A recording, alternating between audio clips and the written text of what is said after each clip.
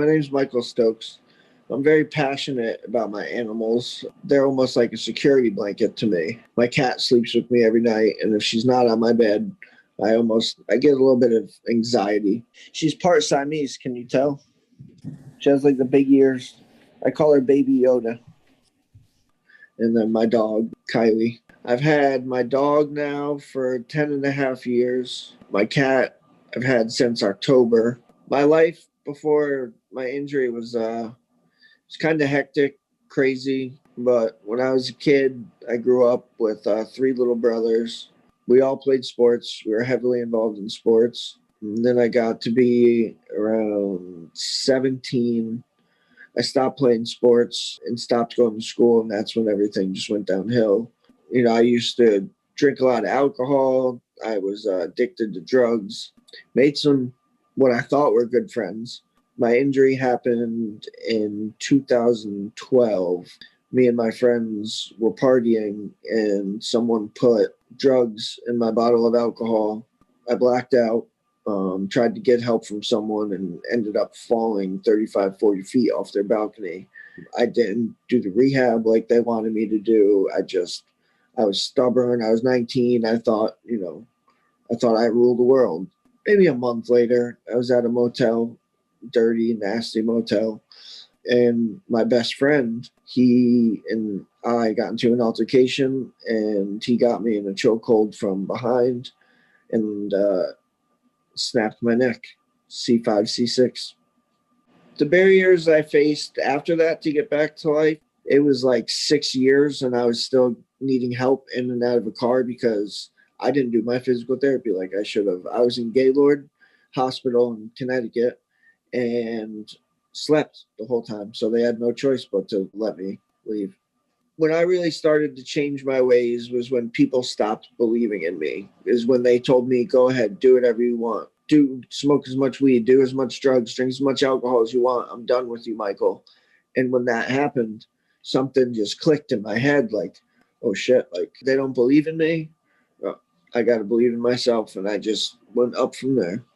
Like my accomplishments, I was able to do a 5K, like drugs played a huge part in my injury, but now my greatest accomplishment is coming off of drugs, coming off the pain medicine. I had to learn to trust people. I had to learn to trust myself. I had to learn to love myself, love my family. And me being in a chair, getting paralyzed is almost a blessing in disguise because it changed me and humbled me. I have my whole family back. We have every single one of my brothers. We have a relationship. My aunts, my mother, me and my mother are so strong together. We're just so much better than we were.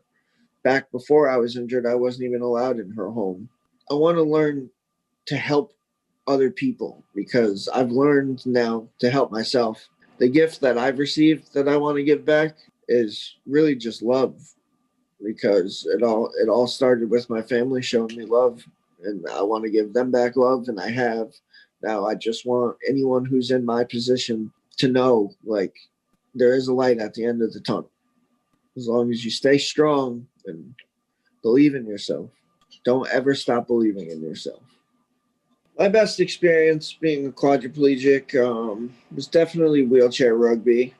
It got me out of the house. I had friends, and I was like, oh, there's other people in wheelchairs besides me. I got to see these guys and what they do and how normal of lives they have. And I wanted that. That's what I wanted for myself.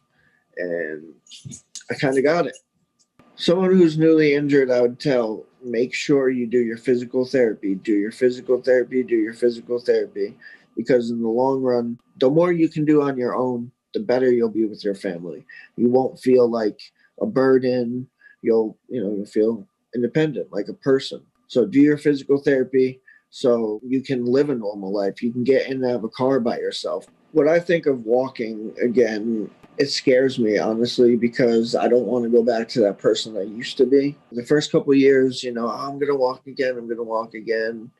But that's not a priority to me anymore. A priority to me is getting out of bed, make sure I don't stay in bed, make sure I get out, make sure I push a certain amount every day. If you don't, you get sore, you get cramped up.